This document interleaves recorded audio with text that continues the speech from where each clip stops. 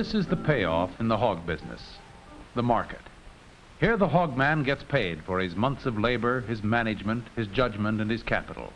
The market is the end of the line for the hog raiser. Frank Farmer seems happy as he pockets his check and heads back home. He has reason to be happy. He sold what the market is looking for, meat-type hogs. There are thousands of hog raisers in Illinois, and many of them are on the market today. But not all will be as happy as Frank Farmer. Some hogs are simply not worth as much, pound for pound, as others. This is the story of the hogs that are worth more money. The story of meat-type hogs. The size of the payoff and the hogman's pleasure depends on many things, most of which happen long before the hogs reach market. Such things as selection of breeding stock and how well the baby pigs are fed and cared for until they become full-grown hogs and are ready for market. Here's another load of hogs that will make the farmer happy. And these are hogs the buyers like to see, too. Take a good look at them as they come off the truck. They're not over-fat, but are long and meaty, with a well-rounded turn over the loin. This type of hog gives a high percentage of the lean cuts.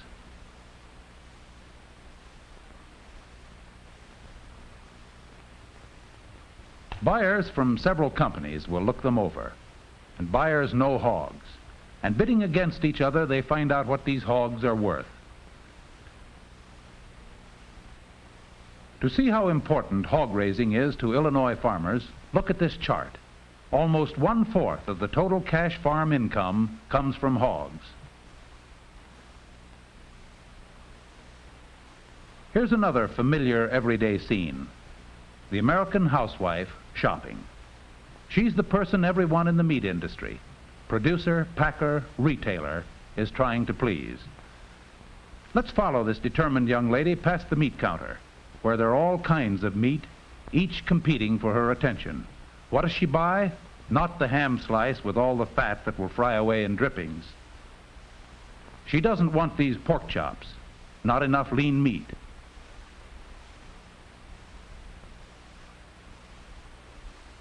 And she is passing up the pork roast with too much fat. But here's something she likes, and the pork industry has lost another sale.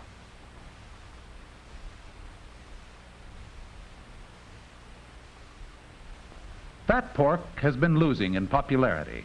Quality today means lean pork, pork with only enough fat for flavor and tenderness. Years ago, hard labor called for energy, which pork fat supplied so well. But today, in all lines of work, many jobs are done by machines. It doesn't take as much human energy to operate a machine as it does to wield the shovel. We've been losing in popularity to the improved vegetable fats. Improved lard has regained a little of the market, but still faces keen competition. Huge quantities of pork fat formerly ended up in soap, and we all know the story of the rapid rise of detergents. Solution to this problem lies in producing a meat-type hog, a hog that will yield a lot of lean meat and relatively little fat. This is a meat-type gilt. She's of moderate length, has a trim underline and around the jowl. Notice the tail head when you look at a hog. If the tail head is countersunk, as it is here, the hog is too fat. On the meat-type hog, the tail head sets well out on the body, showing that the hog is carrying a lot of muscling and not too much fat. The meat-type hog on the right has a gradual arch over the loin. Compare this turn with the broad, flat arch on the fat hog. A broad, flat arch is one sign of too much fat in proportion to lean. The meat-type hog is longer than the fat hog, but still not extremely long. Compare the length of the meat-type hog with that of the fat hog. The short hog has to put on a high proportion of fat to reach market weight. Proof of the pig, of course, is in the carcass. Let's examine the sides from the same two hogs. The side on the right is from the meat-type hog, and the side on the left from the fat hog. You'll notice that both carcasses are firm, but the side on the right will give more of the lean cuts. Measured from the point of the H-bone to the first rib, this hog is 30½ inches long. Back fat is important too. It's measured first over the first rib.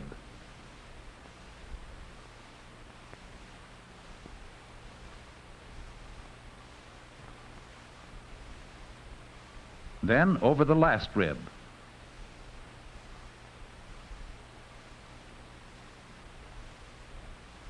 And finally, over the last lumbar vertebra.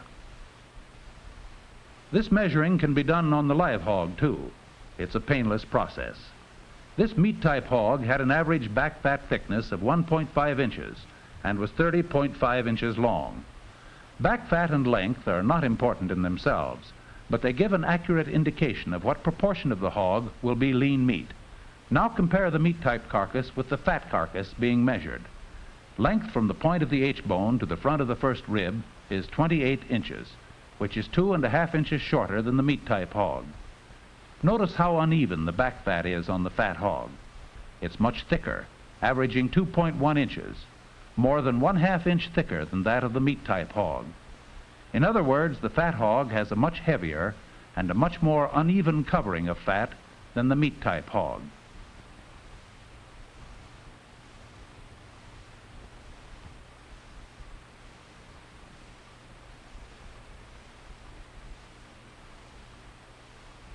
Now take a look at the 4 lean cuts from the 2 hogs. Those from the fat hog are on the left, those from the meat-type hog on the right.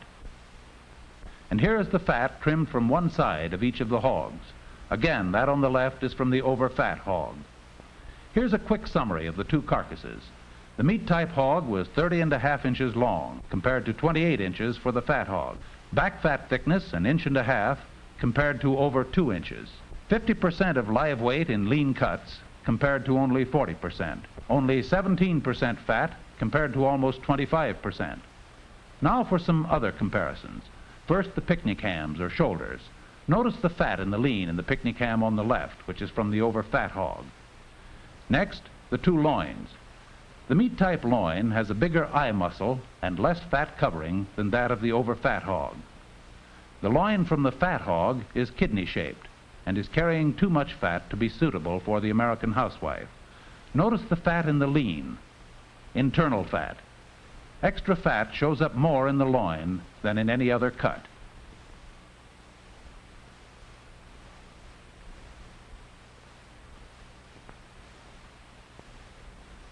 Now the ham slices. Notice the grease on the right, which came from another similar fat ham slice. Can you blame the alert shopper for picking up some other type of meat if she can't find good lean pork? Other meats are good, and pork must meet the competition. It will take cooperation all along the line, from feedlot to supermarket.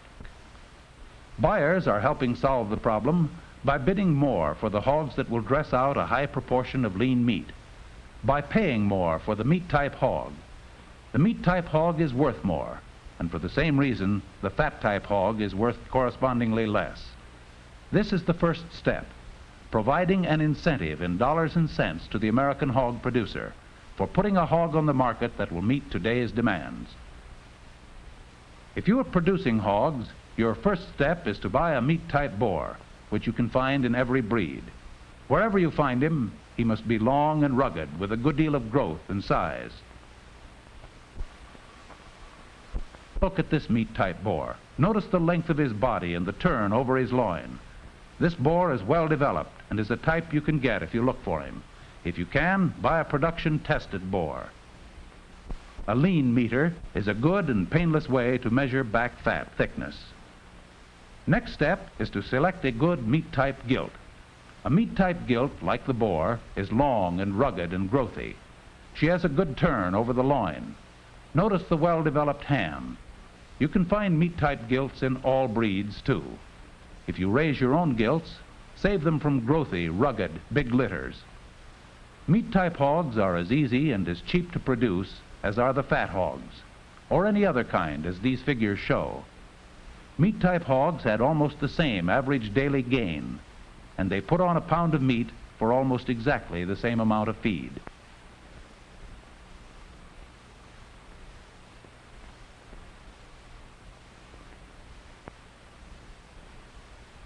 The pork industry has been good to Corn Belt farmers. It provides one of the largest markets for our corn.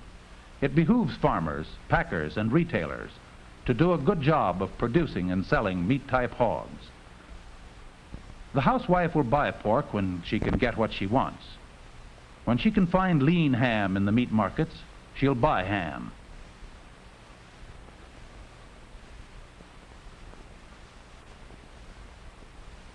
She'll buy pork chops too, but she wants the good, lean pork chops.